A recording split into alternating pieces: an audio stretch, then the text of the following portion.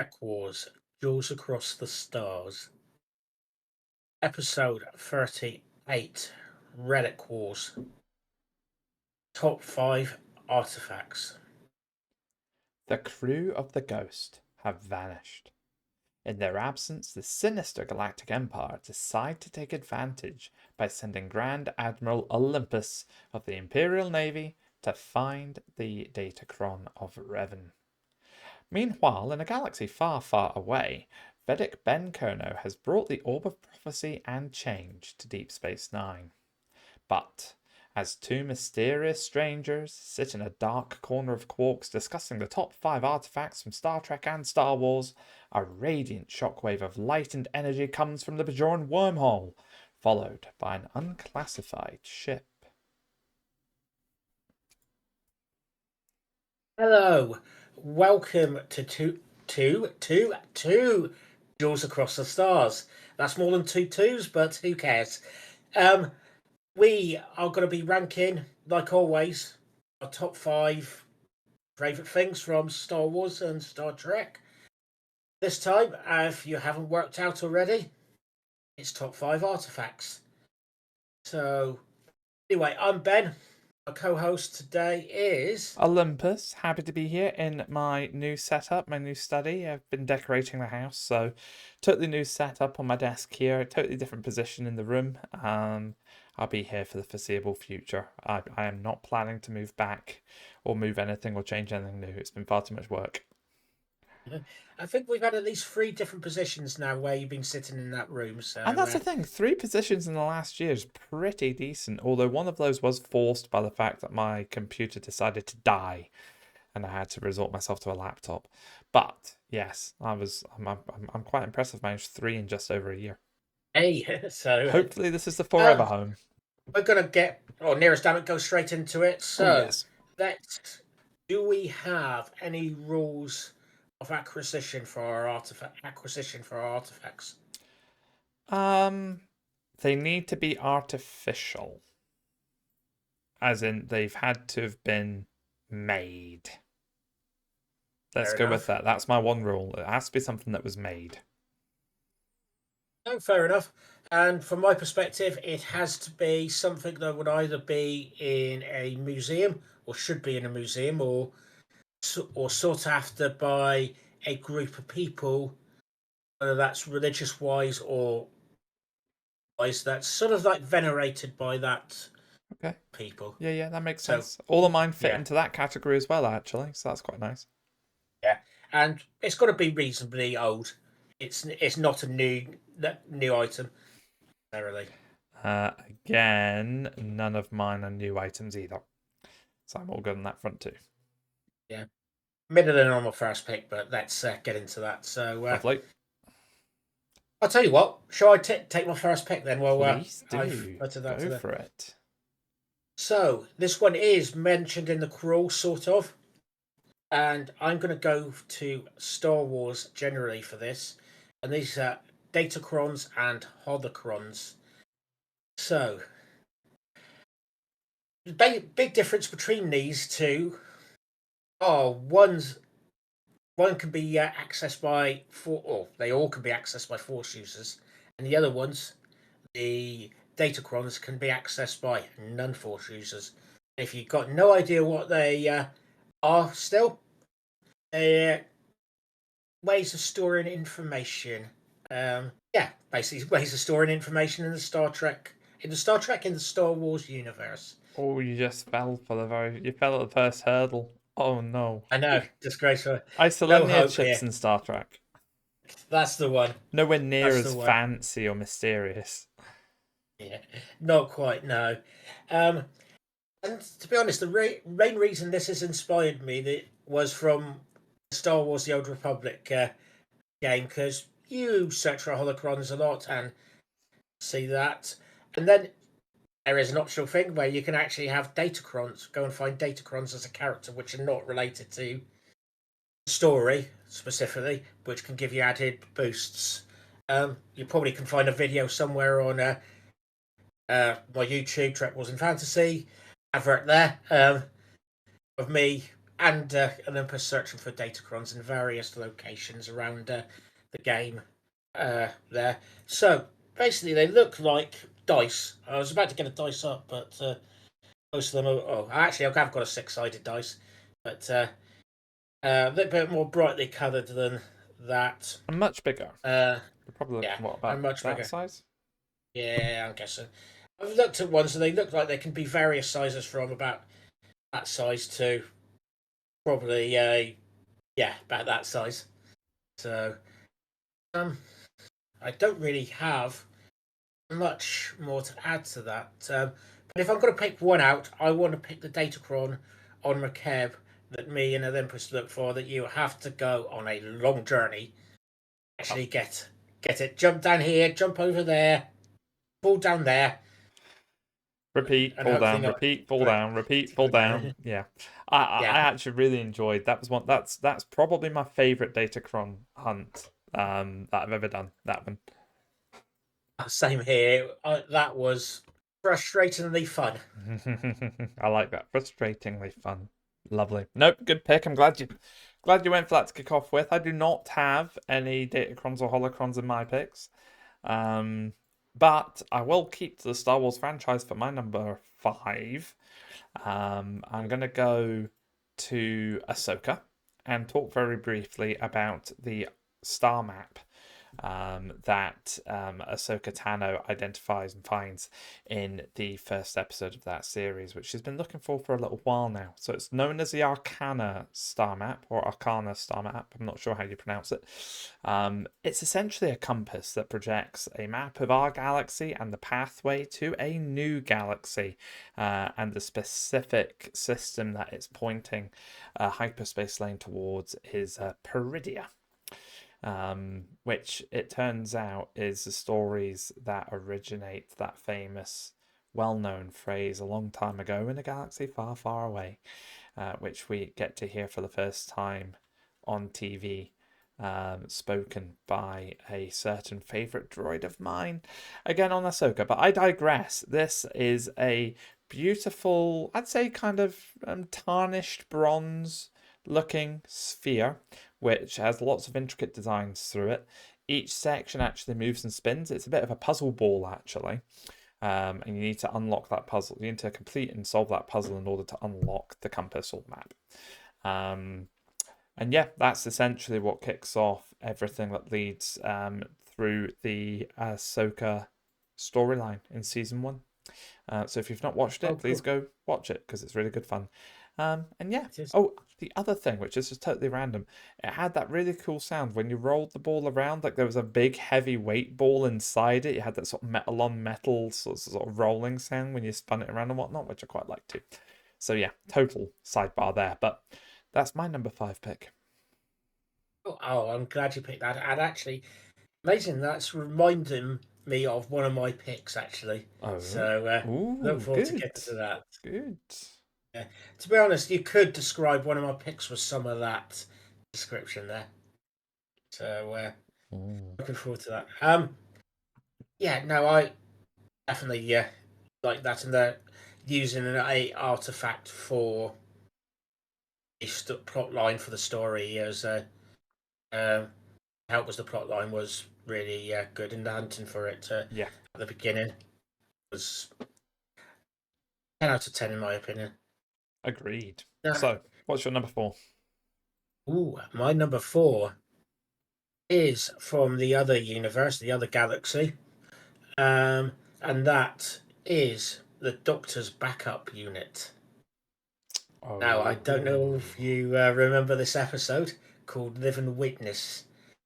Now, we get up at the beginning of the episode with Janeway looking a bit,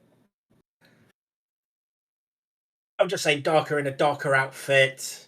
I think she's got black gloves on, and she it's like does. given this, yeah, thing going. I can't remember exactly, but it ended up with going.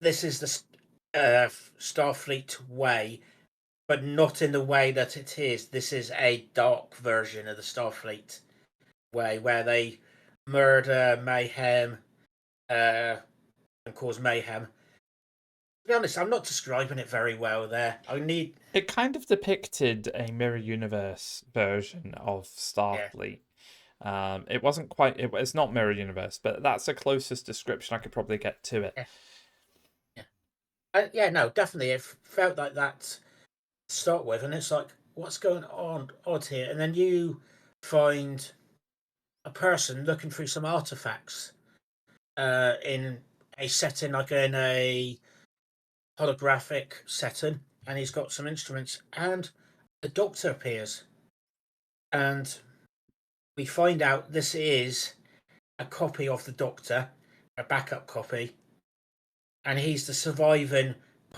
one of the surviving parts from the USS Voyager that's been left on this planet after an incident, diplomatic incident, and they thought he was a android. They thought Voyager was a warship. They had Borg assimilating lots of people. They they misread a lot of artifacts and information from the records of what happened to Voyager. Bear in mind, this is not quite 1,000 years, under 700 years or something like that later, Yep. and they completely misinterpret everything about it until you actually had a living witness to say, actually, this is what's happened. Um, this is or at least the real story from my perspective that I lived through. It's up to you if you take it or not.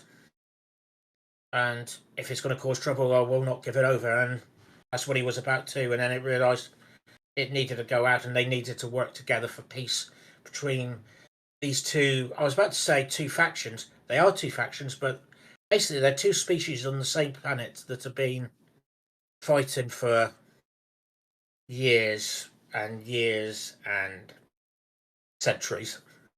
Uh, like many parts of the world on Earth at the moment, but it has a story was a happy ending. So out there we have, in theory, two Doctors, two EMHs out there in the universe, and I think he comes under the part of being an artifact at this stage, being yeah. Yeah, I If we like had it. I something can see from that. I can see that. yeah, and if we had something from 1066 come out, that would be you would consider that an artifact, to be honest, or 1200s or something like that. Yeah. Anyway, that's my number 4 pick. What do you think? Lovely. Thank you. Not too much else to add, mate. No, I like it though. Um, my number 4, I'm going to stick with Star Trek as well. And we'll go to an episode of The Next Generation called Captain's Holiday, in which Big Man Picard and is. Old Yeah, it really wasn't a holiday at all, was it? But Picard is essentially forced by his crew to take a break. So he takes a trip to the go-to Star Trek destination for holidays, and that is Risa, where he comes across this beautiful young woman called Vash, who he ends up being a bit flirty with and whatnot. So we start to see a bit of a different side to the captain from what we're used to seeing. But they end up on a bit of a race to find an artifact on Risa, and that artifact is called the Toxutat. Scientific speak here, it's a quantum phase inhibitor, which is a device capable of halting all nuclear fusion within a star. So pretty powerful stuff. I'd say it was probably it was a cube that fit into the palm of your hand. I think it was kind of crystalline, at least crystalline looking. And it originated, if I remember right, from the future, 27th century. So yeah. And you had two Vorgons who had travelled through time to try and get hold of it. Turns out they're criminals. Spoiler alert. They're actually the bad guys all along. But yeah, there's a big sort of race against time for Picard and Vash to try and find it before the Vorgons do, and before Vash's former sort of partner, a Ferengi. What was the Ferengi's name again? I'll see if I've got it here actually. Sovak. So yeah, she had a former business partner called Sovak, so they were trying to beat him to it as well. It's quite a fun episode. One of the reasons why I've got this in my top 5 pick, because it was lovely to see Picard in a bit of a different light and start to see him relaxing a bit more and see a bit of a different side of his character. And yeah, lots of really fun interactions between him and Vash, and the story itself is quite fun too. And yeah, here is an artifact from the future. So in theory, it's something that you'd have in a museum, but it's actually not from the past. So I thought it was quite different as well. Oh, definitely, I like that. And I thought you were going to go the Hawkins for a second. Oh, honorable mention to the Horgon. I mean, that's been mentioned so many times through TNG. I'm not sure if it was mentioned in Voyager or not. It's definitely mentioned in Deep Space Nine again, though. And And Lower Lower Decks, well, Decks. you definitely see it there. Oh yes, Yeah, it's really good fun. yeah. Now that's where I thought you were going for a second, and it was like I forgot the actual plot of The episode. the show episode. Yeah, Well, that's a yeah. funny No, that is a funny bit though, isn't it? Though Riker tells him to get does Riker tell him to get a Horgon, or does he gift him a Horgon? I can't remember which it oh, is. he asks him to bring him one. Yeah, yeah, that's what it is. And he had it purchased on the side of his what's got that little table next to his sun lounger, and of course he's got all these sexy ladies coming up asking him if he wants to have sex, basically. Until Yeah, he finally twigs as to what's going on. In fact, I think it's Vash that tells him, isn't it? I have a feeling it is. Yeah. So, Oh, I, it's a good fun episode, that. yeah, and she's definitely our Indiana Jones of the Star Trek universe. 100%. I quite like it. I'm Um, glad we get to see her character again. She recurs. She comes back in a couple of seasons' time, I think. And yeah, then she swans off with Q. yeah, and which appears in DS9. That wasn't a great episode, but it was nice she was back. So, Agreed. yeah. Cool. No. So what's your number 3, mate? Oh, my number 3 is something that I don't want to say I introduced you to, yeah, but I helped remind you about this thing during a mission when we were playing Star Wars: The Old Republic, Oh. and we were on Drummond Cast, and it was like they were doing various bits, and it was like if we're going to do some of the side ones, which I don't think we were doing all of them at the time. It was like Cool. do this uh, this basically ring a side quest. There was a couple of side quests. Yeah. They're part of the planetary It's like a exploration side missions. arc, this, isn't it? It's Yeah, like a series of missions that intertwine. So it's a little yeah, mini story. yeah. And you have to go and um, find out who this person is, and they are part of a cult. The one of the Revan cult, basically. And on this mission, you have to go and find the mask of Revan. Bear in mind, I think this is 3, 4, quite a bit of time after the original KOTOR. 300 years, So I think. yeah, that's what I've got in my head, but it's definitely a good amount of time for that. But yeah, you as part of that little arc, you go and find the mask of Revan and decide who to give it to.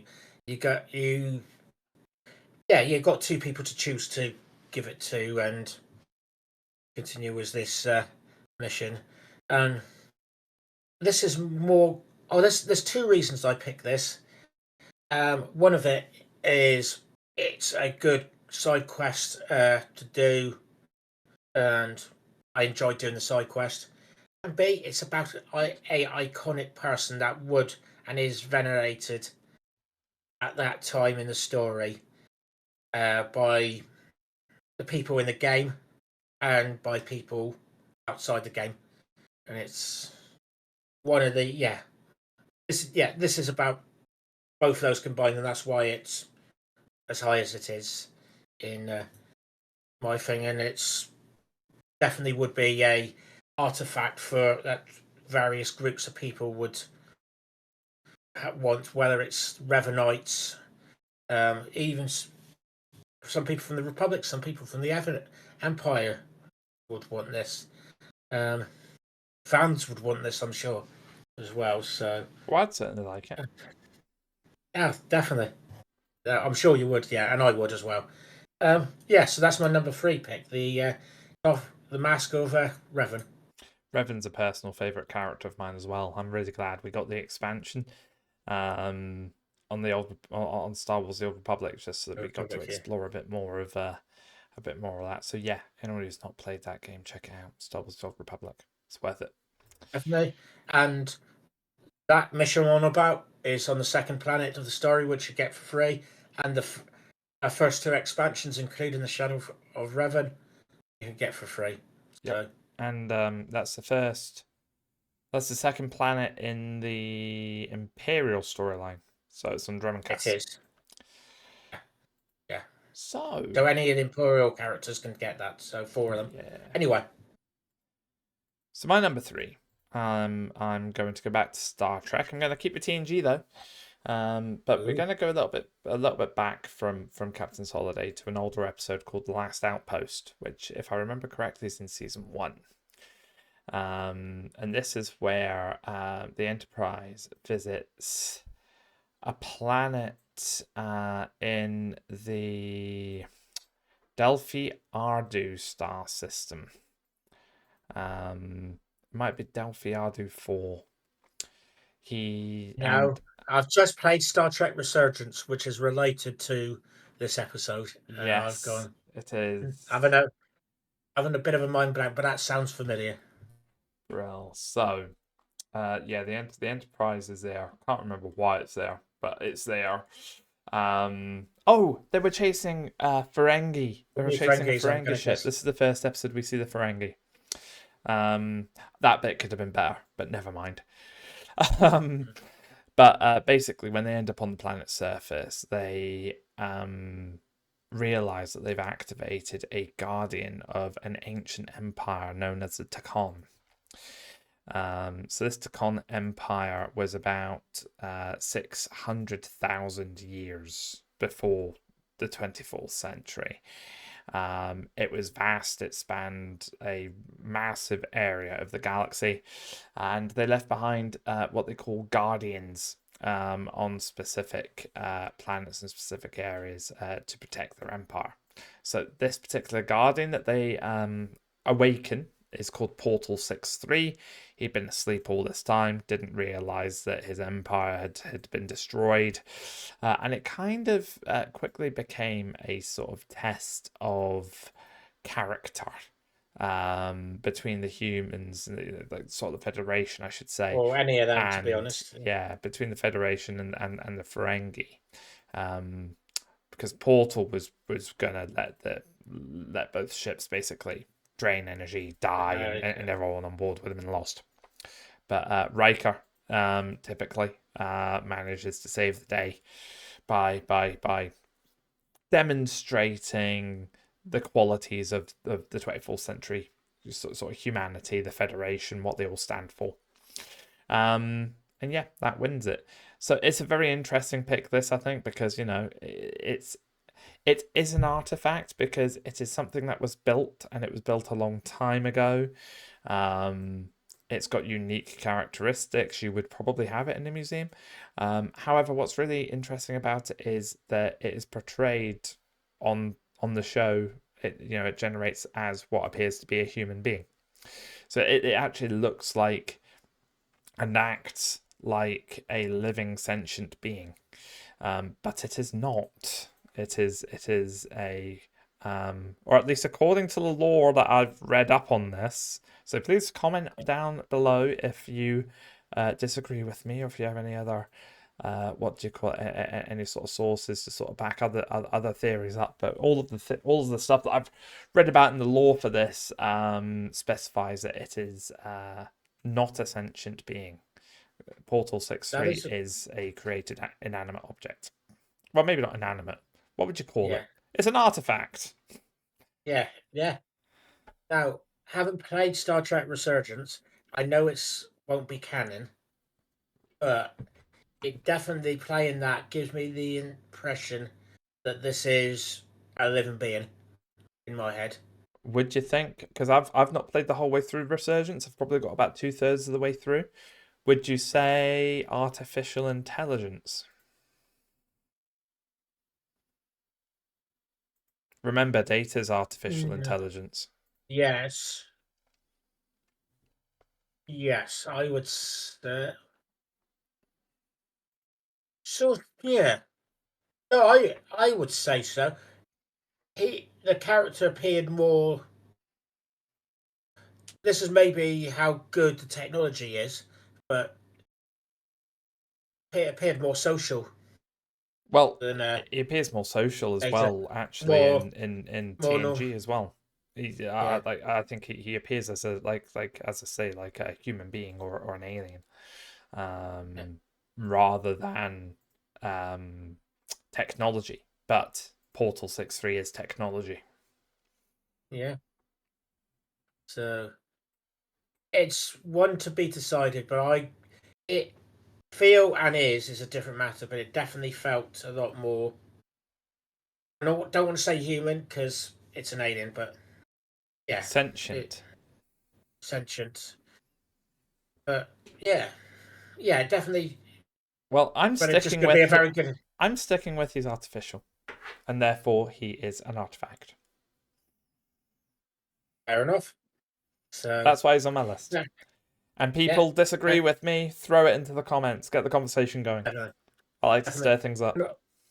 And bear in mind, I've got the doctor in here as well, so it's yeah. Yeah, There's something for it. absolutely. Cool. What's your number Now, two?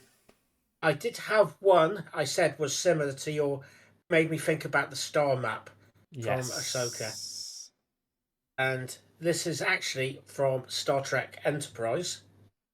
Oh. And this is from the, what I think a lot of people do call the Vulcan trilogy, um, where basically there's a bombing at the Earth Embassy on Vulcan, and they go and try to track down this person who they thought was guilty. When I say they, that is Archer and Paul, who go to Vulcan and go searching for this person. After a little bit of story and stuff like that, they end up going to prove that this person is innocent. Um, and uh, Archer with to Paul and to Pow end up bringing this artifact that looks like a pyramid. So like it's like three side. Oh, technically it's four sides because there's a bottom. Um, back to Vulcan, or not to Vulcan, to the capital city, where they open it up and these images come all over the. I was about to say sky, but the room, by pressing like three parts of the Kashara, and what people thought was a complete myth is found out it's not, and it completely changes Vulcan society, where they end up bringing in.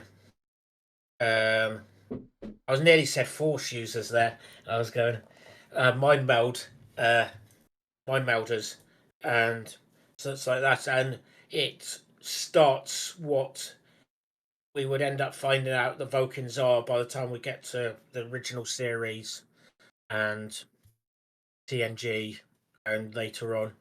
Um, uh, a more, I'm not, let's say a bit more peaceful, and yeah, I'm going to call them a bit more peaceful. A bit more accepting for sure. Accepting, They, yeah, they, they uh, they embody the Yiddick a bit more. yeah, infinite diversity and infinite combinations. Um, and yeah, this is basically a combination between a Datacron and star map in my opinion. It's better knowledge that's been seen images of in other shows as you go along, and it had great significance for the Vulcan. people, almost like the symbol that Paul got that helped guide her there. Do you have anything to add to that? I hadn't thought of it, and I do remember it now that you've gone through that. So lovely. Yeah. Yeah, I like it when we have picks that come up like that we haven't thought about ourselves. But yeah, on reflection, that was a great series of episodes. So, Yeah. and as you said, Yeah. it's a very pivotal moment for Vulcan history in terms of what we know Vulcans has from Discovery onwards. Yeah. And that's one of the reasons why I had it, because it had huge significance on the people. The other being, I love the episode. And It's a I good one. think for yeah, all everything I had here is because I like the episode show or sorting out those or going and finding those things as in the datacrons. Anyway, what is your number two? So I'm going to go back to Star Wars and talk about another star map. But this one comes from one of the best Star Wars PC games of all time, which is Knights of the Old Republic. So the star map I'm talking about in question is the fully completed star map that you go out and search for fragments of shortly after the sort of start of the game. You find these fragments on different planets, including Kashyyyk, Manaan, Dantooine, Tatooine. Put them all together, and voila, you've got yourself a map to some rather unknown part of the galaxy. That part of the galaxy is a system called Rakata, and it turns out that there was an infinite empire that was not With quite so Empire. infinite, known as the Rakatan Infinite Empire, which had been around centuries upon centuries ago. I think it was something like 30,000 years before, something like that. And what was sort of special about this as well is that there was this mega structure that they had built in the Rakatan system known as the Star Forge, which is this massive space station that drew energy from a nearby star. Basically, it sort of absorbed the star's matter, and also somehow combined the energy from that matter with the force.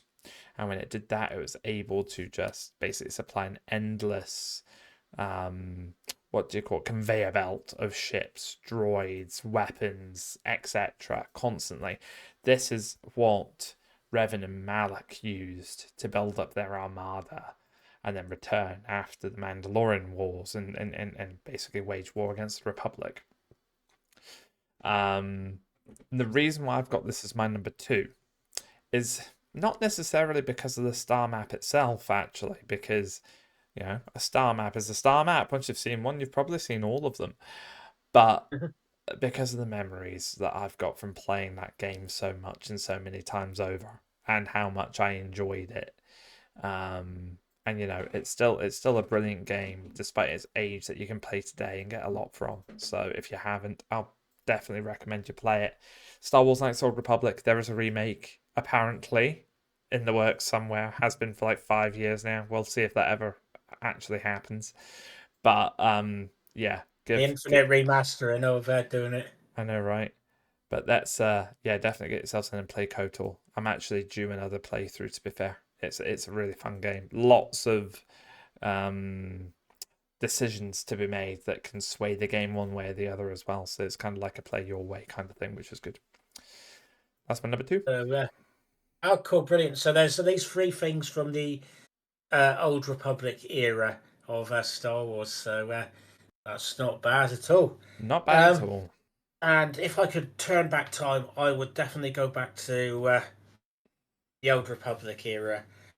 But for that, I would need the Orb of Time, which is my number one pick. I Of know. course it Sorry, is. Of sorry. course He it is. is. Um, Love now, it. yeah. Um, my favourite series, has been mentioned, is from Star Trek, is Deep Space Nine, and the Bajorans, the Bajoran people, the religion is all a big part of it. which builds on the characters, and they got various artifacts, including the orbs, um, which are I, I don't know which part is the actual orb. It's probably what's inside this like rectangle-ish container, which opens up on one of the corners there and has this glowing thingy-majig inside, or orb, um, which you can see. You can have basic premonitions, sights of the. Yeah, I'm going to say premonitions. With the Orb of Time, it's done two things as part of the story. It's picking two great episodes and including one of my favourite DS9 episodes, Trials and Tribulations, by sending them back in time to the original or 1701 Enterprise and K7 station um, to catch Darwin. Oh, Darwin uses it to go back in time and try to make him self-famous and get out of trouble. And the other ones involving Kieran Reese going and seeing what her mother and Golda got up to in the occupation. For me, this brings out great stories for Star Trek. It gives it's part of the culture that these orbs made these people, made the predictions, help set up this world, and it's been a huge part of a lot of the characters' upbringings, especially Ben Sisko's. Yeah, it's a great plot thing, artifacts that made it better and it was used sparingly. Um, that's it. In my head, that's what a sci-fi artifact should be. Yep. It should be something that could easily be represented as artifact in the world, but put into a more futuristic setting. Any thoughts, Olympus? I have to agree with you. Absolutely. And I'm glad that you've brought up an artifact that focuses on time. Because my number one pick also focuses on time, and it is also from Star Trek. And that's a time crystal. So we know of these from Discovery. There is a planet in the Klingon Empire called Borith, which holds a monastery. Monastery, yeah. Yep. And it's built to house the followers of Kahless. However, those followers of Kahless are there to protect the time crystals, so it's really a chicken and egg thing there. Now, I chose time crystals. Again, it's not so much for the artifact itself, but it's because of the episodes that focused around them. So one episode in particular, which I actually watched by accident earlier on tonight, which is Magic to Make the Sanest Man Go Mad in Discovery Season 1, where Harcourt Fenton Mudd sneaks aboard Discovery inside a Gormagander, which is a space whale. Yeah, space whale. Yep, a space whale. And he is using a time crystal strapped to a device on his wrist to basically repeat the same 30 minutes over and over and over and over and over and over again, so he can perfect his way of stealing the Discovery and selling it to the Klingons. And it's a really fun episode. It's one of the best Discovery episodes out there. Because there's so much character development in it. There are funny bits, there are shocking bits, and there's a couple of nice little twists in it too. It's just such a fun episode through and through. And the time crystal device really makes it work. The way they got around the canon was that no society in this present day of the Federation has been able to do anything with time crystals to control them. So I think it was Burnham who said that it must have been a four-dimensional race must have perfected the technology. You know, the Star Trek's version of the Emperor has somehow returned. But it works. I'm very happy with it. It's a great episode. And they use time crystals again. They used the time crystals in season 2. That's when we're Because it was introduced a to pipe Boros. store. Yep, and Pike sees his death. And that's referred to again in Strange New Worlds. So, yeah, it's a piece of lore that sticks and continues on. And again, it's timey-wimey, which is what you want your sci-fi artifacts to be all about, don't you?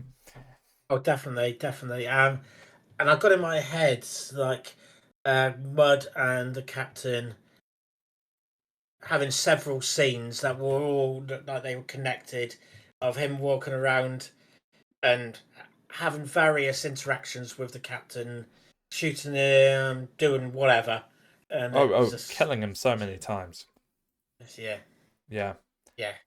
It was Which incinerating him, just point blank shooting him, beaming him into space. Yeah, he was quite evil to Lorca, to be fair. yeah, yeah, and do I blame him? No. But Well, he was at that point in time, we didn't know who Lorca was, did we? no, So at that point in no, time, I felt terrible for him. In yeah, hindsight, you're absolutely spot on. You yeah, know, Mirror Lorca, he's not a yeah, nice man. no, but yeah. Um, just anyway, I think I'm just going how much of a fun scene that was. Um, anyway, so I'm glad you picked that. Um, and that actually we were even for Star Wars and Star Trek up until the last second. That pick. Oh, wow. So what? Star Trek's just won it like by this much. Yeah, they have. Yes, 6-4. Fair enough. I like close calls. To be fair, that's good. That felt quite even. Stevens. That was good. Yeah, it was Definitely, well yeah. thought Now out. yeah, the first two picks were Star Wars. Second two picks were Star Trek, and then it was Star Wars and Star Trek and Star Wars, and then both Star Trek. There you go. So, um, any any additional honourable mentions? The multitudinous masks that we see through several different Star Trek shows. Off the top of my head, there is a mask that Data wears in one of the latest seasons of Yes, TNG, where he basically becomes a kind of Mayan leader, alien mind I think leader. he becomes the sun or the god, the sun, and The sun god or various other something like people. that, yeah. Thinking, yeah, And then in lower decks, you have Captain Freeman, there's references that she's been wearing these masks. She keeps coming across these artifacts and wearing them, and then transforming the ship. It's not Moopsy. Moopsy. No, it's not Moopsy. Unuki or Manuki or it's something like that, isn't it? I can't Um, remember the name, but off my head. oh, but it's so funny. Hang on, let's see if I can get this because it is really it's a good episode to watch actually. That one, it's just properly funny. It's one of those throwbacks to typical Star Trek themes. Lower. Yep. Oh, the actual Star Trek TNG episode is called Masks. There you Yes, it is. go. Oh well, it's not telling me, so I'm gonna give up. But yeah, she was running around saying its name. It was funny. I've played on Minuki. that too long, but it It's was Minuki. really funny. Um, so yeah, give that a watch and give that the TNG episode Masks a watch too. They're good. So masks in Star Trek as artifacts seem to be quite a good shout out. Are there any other artifacts? Not off the top of my head. I've already mentioned a couple of others sort of at the start of our episode though. So, what about you? Tell you What are what, your honourable mentions? thinking about it, well, I've got a head, part of it, Data's head. The travel truck An A back to in Z. time. Yeah. No, not an A to Z. Data's head. Data's head. Yep, Data's Data's head. head. That counts as an artifact because that was from Yeah. like the 90s or something And daft. all right, they take, I think it was the 1800s. 1800s, 1890s. because what do you I call think it? Clements, Samuel Clements, Yeah, or that's right. AKA what's his name? The Oh, the actual white suit, big hair. yeah. Um, I've had a mind blank on his name actually. oh Um, no. yeah. I'm gonna have to Google it. So I'm gonna kick yeah, myself. so am I. But he meets Guinan. Mark Twain. Mark Twain. Oh, that's annoying. Oh. The reason I found out about him and I was aware of him was through Star Trek. I had no idea he was actually a famous author, Oh, really? really, until that episode. And even then, it was just like, he can't be that special. It's just a random person that happened to be an author. And it Yes, was just Ben, like, just a oh, random person, not one of the biggest it is. American authors of all time. No, it's not. And even the bellboy who helps Data is actually, I found out later, is a famous author as well. Yeah, And he it was just is. like, wow. They Wow. were good at throwing. But what I liked about it is that, especially that bellboy one, they do make a point of mentioning it, but they don't throw it in your face, which is quite nice. Yeah. Yeah. Great. Yeah. Great. And Simon Clements's watch was in there, as well as I think it was his Colt pistol as well. I presume it was his Colt pistol. I cannot remember now, but that was there. And another Old Republic one I had at the beginning of the Jedi Consular story. You go to pick up 4 holo projectors to save them from being wrecked by your master. I've always got So questions about that. That never really made sense, but yes. yeah. Oh, and then there were damn it, I forgot what the name is now. But you, in that story, you go and find various holocron-like things that are not holocrons to help cure your master and various other peoples from an illness. And you talk to various holo characters, holo programs in that, and that includes one of Revan's other half, Master the Shan, in that one. So that's my last honourable mention. Anything else you would like to add? No, apart from thank you to everyone for jumping in and watching us again. As always, it is very much appreciated. I've had some fun going through the artifacts. That's been really nice. Looking forward to seeing what we bring up next. So am I. And one last honourable mention: the Dark Saber. Brilliant. Forgot about that. Yes, good shout. How did I forget about that? I don't know. I just it just didn't manage to get on my list. Anyway, you can find where we can find us in the information below. We both stream. We both do other bits. Come and join the fun. Yes, please. May the force be with you always. May the force be with you.